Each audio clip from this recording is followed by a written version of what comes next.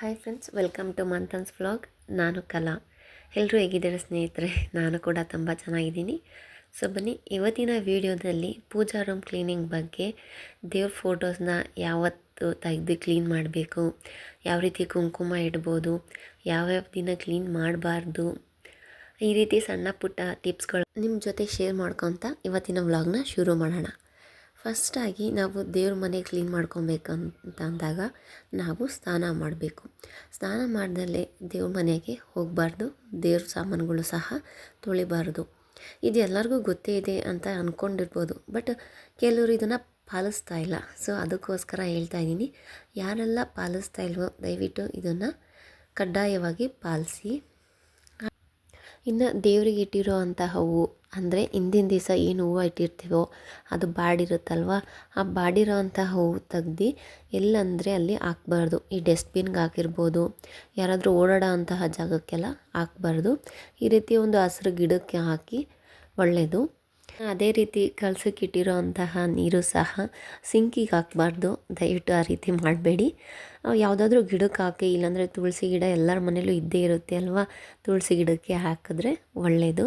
ಇನ್ನು ಅದೇ ರೀತಿ ಕಲಸಕ್ಕೆ ವೀಳ್ಯದೆಲೆ ಇಟ್ಟಿರ್ತೀವಿ, ಆ ಎಲೆನೂ ಸಹ ಅದಕ್ಕೆ ಅರಿಶಿನ ಕುಂಕುಮ ಏನಾದ್ರು ಇಟ್ಟಿರ್ತೀವಲ್ಲ ಅದನ್ನೆಲ್ಲ ತೊಳೆದ್ಬಿಟ್ಟು ಯಾರಾದರೂ ಎಲೆ ಅಡಿಕೆ ಹಾಕೊಂಡವರು ದೊಡ್ಡವರು ಇರ್ತಾರಲ್ಲ ಅವರಿಗೆ ಕೊಡ್ಬೋದು, ತೊಂದರೆ ಏನಿಲ್ಲ. ಹಾಗೆಯೇ ಕಲಸಕ್ಕೆ ಅಕ್ಕಿ ಇಟ್ಟಿರ್ತೀವಲ್ಲ ಅದನ್ನು ಏನಾದರೂ ಪ್ರಸಾದ ಮಾಡ್ಬೋದು. ಸಿಹಿ ಪೊಂಗಲ್ ಮಾಡ್ಬೋದು, ಇಲ್ಲ ಅಕ್ಕಿ ಪಾಯಸ ಮಾಡಿ ಪ್ರಸಾದ ನೈವೇದ್ಯ ಥರ ಇಟ್ಟು ದೇವ್ರಿಗೆ ಪೂಜೆ ಮಾಡ್ಬೋದು. ಅನ್ನನೂ ಸಹ ಮಾಡ್ಕೊಂಡು ತಿನ್ಬೋದು, ತೊಂದರೆ ಏನಿಲ್ಲ. ಆದರೆ ಏನಾದರೂ ನಾನ್ ವೆಜ್ ಸಾಂಬಾರು ಮಾಡಿರ್ತೀವಲ್ಲ ಆವಾಗ ಮಾಡಬಾರ್ದು. ಮಿಕ್ಕಿ ಟೈಮಲ್ಲಿ ಅನ್ನ ಮಾಡಿಕೊಂಡು ತಿನ್ಬೋದು. ಇನ್ನು ನಾವು ದೇವ್ರ ಸಾಮಾನು ತೊಳೆದು ದೇವ್ರ ಫೋಟೋಗಳ್ನ ಬರೀ ನೆಲದ ಮೇಲೆ ಇಡಬಾರ್ದು. ಈ ರೀತಿ ಪೇಪರ್ ಹಾಸಿ ಇಡಬೇಕು, ಇಲ್ಲ ಪೇಪರ್ ಇಲ್ಲ ತೊಂದರೆ ಇಲ್ಲ, ಬಟ್ಟೆ ಹಾಕಿ ಇಡಬೇಕು. ಬರೀ ನೆಲದಲ್ಲಿ ಮಾತ್ರ ಇಡಬಾರ್ದು. ನಾನು ದೇವ್ರ ಸಾಮಾನುಗಳ್ನೆಲ್ಲ ಅಡುಗೆ ಮನೆ ಶೆಲ್ಫು ನೀಟಾಗಿ ಒರೆಸಿ ಅದ್ರ ಮೇಲೆ ಇಡ್ತಾಯಿದ್ದೀನಿ. ಯಾಕಂದರೆ ಅಲ್ಲಿ ದೇವ್ರ ಮನೆ ಹತ್ರ ಕ್ಲೀನ್ ಮಾಡ್ಕೊಂಡು ಕೂತ್ಕೊಂಡ್ರೆ ನಮ್ಮ ಮಗಳು ಬಂದು ತೊಂದರೆ ಮಾಡ್ತಾಳೆ ಅಂತ ನಾನು ಇಲ್ಲಿ ಇಟ್ಕೊಂಡು ಮಾಡ್ತಾಯಿದ್ದೀನಿ. ಒಟ್ಟಿನಲ್ಲಿ ದೇವ್ರ ಫೋಟೋಸ್ನ ಒಂದು ಸ್ವಚ್ಛವಾದಂತಹ ಜಾಗದಲ್ಲಿ ಇಟ್ಟು ನಾವು ಕ್ಲೀನ್ ಮಾಡ್ಕೊಬೇಕು. ಹಾಗೆ ನಾನು ದೇವ್ರ ಸಾಮಾನು ತೊಳೆಯೋದಕ್ಕೆ ಮಾಮೂಲಿಯಾಗಿ ಹುಣಸೆಹಣ್ಣು ಹಾಗೆ ಸಬೀನ ಯೂಸ್ ಮಾಡ್ತೀನಿ, ಬೇರೆ ಇನ್ನೇನು ಯೂಸ್ ಮಾಡೋದಿಲ್ಲ. ಅದರಲ್ಲೇನೆ ತೊಳೆದು ಈ ರೀತಿ ಕ್ಲೀನ್ ಮಾಡ್ಕೊತೀನಿ. ಇನ್ನು ನಾವು ದೇವ್ರ ಮನೆ ಕ್ಲೀನ್ ಮಾಡೋದಕ್ಕೆ ಪರ್ಕೆಯನ್ನು ಮಾತ್ರ ಯೂಸ್ ಮಾಡಬಾರ್ದು. ಅದಕ್ಕೆ ಒಂದು ಬಟ್ಟೆನ ತಗೊಂಡು ಮೊದಲು ಈ ಥರ ಧೂಳೆಲ್ಲ ಇರುತ್ತಲ್ಲ, ಹೂವು ಆಗಿರ್ಬೋದು, ಕುಂಕುಮ, ಇದನ್ನೆಲ್ಲ ಒರೆಸ್ಕೊಬೇಕು. ಪರ್ಕೆ ಮಾತ್ರ ಯೂಸ್ ಮಾಡ್ಬೋದು, ಯಾವುದೇ ಕಾರಣಕ್ಕೂ ಯೂಸ್ ಮಾಡಬೇಡಿ. ಸಪ್ರೇಟ್ ಬಟ್ಟೆಗಳು ಬೇಕೇ ಬೇಕಾಗುತ್ತೆ. ಒಂದಲ್ಲ ಎರಡು ಬಟ್ಟೆಗಳನ್ನ ಇಟ್ಕೊಂಡಿರಿ, ಬೇಕಾದರೆ ಅದನ್ನೇ ಮತ್ತೆ ತಿರ್ಗಾ ವಾಶ್ ಮಾಡಿ ನಾವು ರೀಯೂಸ್ ಮಾಡ್ಕೊಬೋದಲ್ಲ, ಅದಕ್ಕೋಸ್ಕರ ಬಟ್ಟೆಗಳೇ ಒಳ್ಳೆಯದು. ನೀಟಾಗಿ ಎಲ್ಲನೂ ಈ ಥರ ಒರೆಸ್ಕೊಂಡು ಆ ಹೂವು ಆಗಿರ್ಬೋದು, ಊದ್ಗಡ್ಡಿದೆಲ್ಲ ಧೂಳಿರುತ್ತಲ್ಲ ಅದನ್ನೆಲ್ಲ ತೆಗೆದು ಕ್ಲೀನ್ ಮಾಡಿಕೊಂಡೆ. ನೆಕ್ಸ್ಟು ಒಂದು ಬಕೆಟಲ್ಲಿ ನೀರು ತೊಗೊತೀನಿ, ಅದಕ್ಕೆ ಸ್ವಲ್ಪ ಶ್ಯಾಂಪೂನ ಆ್ಯಡ್ ಮಾಡ್ಕೊತೀನಿ. ಯಾಕೆ ಅಂದರೆ ನಾವು ದೀಪ ಹಚ್ಚಿದಾಗಿರ್ಬೋದು, ಊದ್ಗಡ್ಡಿ ಹಚ್ಚಿದಾಗಿರ್ಬೋದು, ಅದ್ರದ್ದು ಹೊಗೆ ಎಲ್ಲ ಇರುತ್ತಲ್ಲ, ಅದು ಹೋಗಿ ಒಂಥರ ಕರ್ರಿಗೆ ಕುತ್ಕೊಂಡ್ಬಿಟ್ಟಿರುತ್ತೆ. ಅದಕ್ಕೋಸ್ಕರ ಈ ರೀತಿ ಶ್ಯಾಂಪು ಹಾಕ್ಕೊಂಡು ಕ್ಲೀನ್ ಮಾಡ್ಕೊತಾ ಇರ್ತೀನಿ.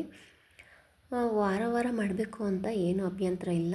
ನಮಗೆ ಒಂದು 20 ಡೇಸ್ ಬಿಟ್ಟು ಮಾಡ್ಬೋದು, ಆ ರೀತಿಯಾಗಿ, ಇಲ್ಲ ತಿಂಗ್ಳಿಗೆ ಒಂದು ಸತಿನಾದರೂ ಈ ರೀತಿ ಮಾಡ್ಕೊಳ್ಬೋದು. ಈ ರೀತಿ ಮಾಡ್ಕೊಳೋದ್ರಿಂದ ನೀಟಾಗಿ ಕಾಣುತ್ತೆ. ದೇವ್ರ ಫೋಟೋಸ್ ಆಗಿರ್ಬೋದು, ಈ ಥರ ಗೋಡೆ ಮೇಲೆ ದೇವ್ರ ಇದಿರುತ್ತಲ್ಲ ಅದನ್ನು ಸಹ ನೀಟಾಗಿ ಒರೆಸ್ಕೊಂಡು ಅರಿಶಿನ ಕುಂಕುಮನ ಇಟ್ಕೊಬೋದು. ಮತ್ತು ನಾವು ದೇವ್ರ ಮನೇನ ಮತ್ತು ದೇವ್ರ ಫೋಟೋಗಳನ್ನ ಯಾವ ದಿನ ಕ್ಲೀನ್ ಮಾಡ್ಬೋದು ಅಂದರೆ, ಸೋಮವಾರ ಕ್ಲೀನ್ ಮಾಡ್ಕೊಬೋದು, ಬುಧವಾರ, ಗುರುವಾರ, ಶನಿವಾರ ಹಾಗೆ ಭಾನುವಾರ, ಈ ದಿನಗಳಲ್ಲಿ ಕ್ಲೀನ್ ಮಾಡ್ಕೊಬೋದು.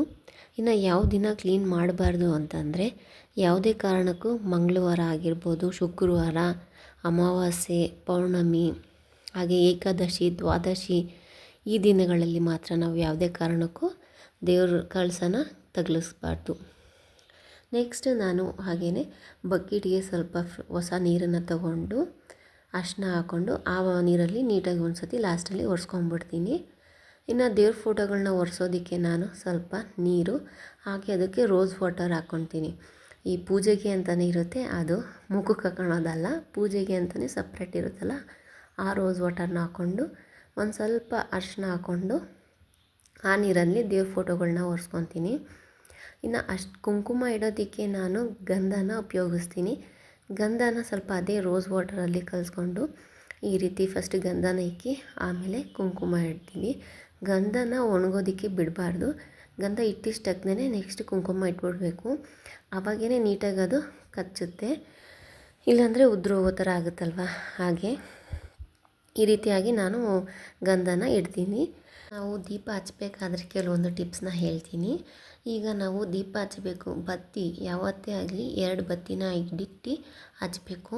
ಇಲ್ಲ ಒಂದೇ ಬತ್ತಿಲಿ ಅದನ್ನು 2 ಮಾಡಿ ಹಾಕಿ ದೀಪನ ಹಚ್ಚಬೇಕು. ಒಂದು ಬತ್ತಿನ ಮಾತ್ರ ಯಾವುದೇ ಕಾರಣಕ್ಕೂ ಹಚ್ಚಬಾರ್ದು. ಇನ್ನು ಹೂವನ್ನ ದಿನ ಬದಲಾಯಿಸ್ಬೇಕಾ ಅಂತಂದರೆ ಹೌದು, ಬದಲಾಯಿಸಬೇಕು. ಬಾಡಿರೋ ಹೂವಲ್ಲೇ ಮತ್ತೆ ದೀಪ ಹಚ್ಚಿದ್ರೆ ಲಕ್ಷಣ ಅಲ್ವಾ. ಅದಕ್ಕೋಸ್ಕರ ಒಂದು ಫೋಟೋಕ್ಕೆ ಒಂದು ಹೂವು ಇಟ್ಟಾದ್ರೂ ಪೂಜೆ ಮಾಡಬೇಕು, ಬದಲಾಯಿಸೋದು ಒಳ್ಳೆಯದು. ಇನ್ನು ನಾವು ಬತ್ತಿನ ಹಚ್ಚಿದಾಗ ನೆಕ್ಸ್ಟ್ ಟೈಮ್ ಹಚ್ಚಿದಾಗ ಅದು ಕರ್ರಗಾಗಿರುತ್ತೆ ಗೊತ್ತಾ, ಅದನ್ನು ಸಿಸರಲ್ಲಿ ಕಟ್ ಮಾಡಿಬಿಡಿ. ದೇವ್ರ ಮನೆಯಲ್ಲಿ ಹೂವು ಕಟ್ ಮಾಡೋಕ್ಕೆ ಅಂತ ಒಂದು ಕತ್ತರಿನ ಇಟ್ಕೊಂಡೇ ಇರ್ತೀವಲ್ವ, ಅದರಿಂದ ಕಟ್ ಮಾಡಿ ಮತ್ತು ನಾವು ಹಚ್ಬೋದು. ಇನ್ನು ಪೂಜೆ ಮಾಡೋ ಟೈಮಲ್ಲಿ ಹೆಣ್ಮಕ್ಳಾದವ್ರು ನಾವು ತಲೆಗೆ ಒಂದು ಹೂವು ಅಂತ ಇಟ್ಕೊಳ್ಳೇಬೇಕು. ತಲೆಯಿಂದ ಒಂದು ಕ್ಲಿಪ್ ಹಾಕ್ಕೊಂಡು ಹೂವನ್ನ ಇಟ್ಕೊಂಡು ಪೂಜೆ ಮಾಡಬೇಕು. ಹಾಗೆಯೇ ಬರೀ ಕೈಯಲ್ಲಿ ಪೂಜೆ ಮಾಡಬಾರ್ದು. ಬಳೆ ಅಂತೂ ಕಂಪಲ್ಸರಿ ಹಾಕ್ಕೊಳ್ಳಿ. ಮದುವೆ ಆಗಿರೋರಾಗಿರಲಿ, ಮದುವೆ ಆಗಿಲ್ದಿರೋರಿರಲಿ, ಚಿಕ್ಕ ಮಕ್ಕಳಾದರೆ ತೊಂದರೆ ಏನಿಲ್ಲ. ವಯಸ್ಸಿಗೆ ಬಂದಿರೋ ಮಕ್ಕಳಲ್ಲಿ ಬಳೆ ಹಾಕ್ಕೊಳೋದು ಒಳ್ಳೆಯದು. ಇನ್ನು ಬರೀ ಹಣೆಯಲ್ಲೂ ಸಹ ಇರಬಾರ್ದು, ಕುಂಕುಮನ ಇಟ್ಕೊಂಡು ಪೂಜೆ ಮಾಡಬೇಕು. ಇನ್ನು ಮುತ್ತೈದೆಯರು ಗೊತ್ತಲ್ಲ, ಅರ್ಶಿನ ಕುಂಕುಮನೇ ನಮ್ಮ ಸೌಭಾಗ್ಯ ಅನ್ನೋ ಥರ ನಾವು ಸಂಪ್ರದಾಯನ ಪಾಲಿಸ್ತಾ ಬಂದಿದ್ದೀವಿ. ಅರ್ಶಿನ ಕುಂಕುಮ ಇಟ್ಕೊಂಡು ದೇವರಿಗೆ ದೀಪ ಹಚ್ಚಬೇಕು. ಹಾಗೆಯೇ ಬೆಳಗ್ಗೆ ಹೊತ್ತು ಅಂದರೆ ಬ್ರಾಹ್ಮಿ ಮುಹೂರ್ತದಲ್ಲಿ ಇಲ್ಲ ಸಂಜೆ ಗೋಧೂಳಿ ಮುಹೂರ್ತದಲ್ಲಿ ದೀಪನ ಹಚ್ಚೋದು ಒಳ್ಳೆಯದು. ಮಧ್ಯಾಹ್ನದ ಹೊತ್ತು ಎಲ್ಲ ಬೇಡ ಅಂತ ನಾನು ಹೇಳ್ತೀನಿ. ಕೆಲವೊಂದು ಸತಿ ಬೆಳಗ್ಗೆನೇ ಮಾಡಿದ್ರೆ ಒಳ್ಳೆಯದು ಅಂತ ನಾನು ಹೇಳೋದು. ಪಾಲಿಸೋರು ಪಾಲಿಸ್ತಾರೆ.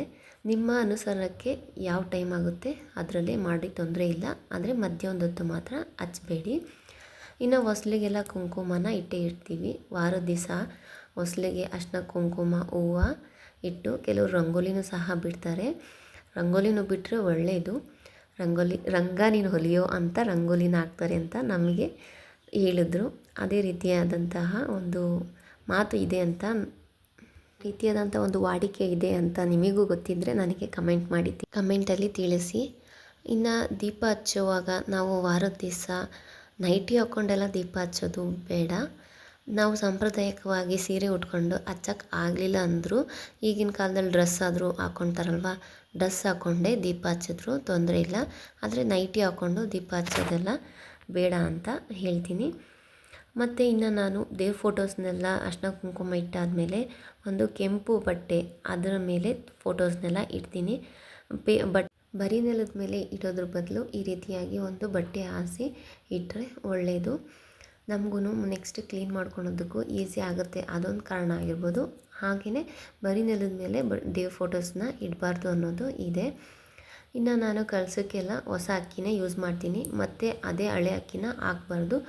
ಕಳಸಕ್ಕೆ ಹೊಸ ಅಕ್ಕಿ, ಹಾಗೆ ಕಳಸದ ಚೊಂಬಿಗೆ ಹೊಸ ನೀರು, ವೀಳ್ಯದೆಲೆನೆಲ್ಲನೂ ಹೊಸದೇ ಇಡಬೇಕು.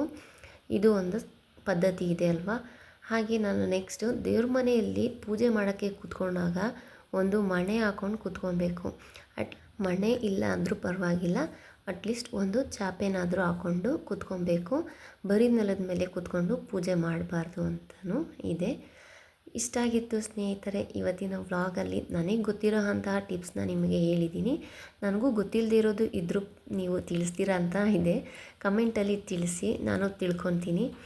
ಐ ಹೋಪ್ ನಿಮಗೆ ಈ ವಿಡಿಯೋ ಇಷ್ಟ ಆಗಿರುತ್ತೆ ಅಂದ್ಕೊತೀನಿ. ಇಷ್ಟ ಆಗಿದ್ದರೆ ಪ್ಲೀಸ್ ಲೈಕ್ ಮಾಡಿ. ಇನ್ನೂ ಯಾರೆಲ್ಲ ನನ್ನ ಚಾನಲ್ನ ಸಬ್ಸ್ಕ್ರೈಬ್ ಮಾಡದೆ ನೋಡ್ತಾ ಇದ್ದೀರೋ ದಯವಿಟ್ಟು ಸಬ್ಸ್ಕ್ರೈಬ್ ಮಾಡಿ ನನಗೆ ಸಪೋರ್ಟ್ ಮಾಡಿ ಅಂತ ಕೇಳ್ಕೊತೀನಿ. ಮತ್ತೆ ಸಿಗೋಣ ಮುಂದಿನ ವ್ಲಾಗಲ್ಲಿ. ಅಲ್ಲಿ ತನಕ take care. Thanks for watching. ಧನ್ಯವಾದಗಳು.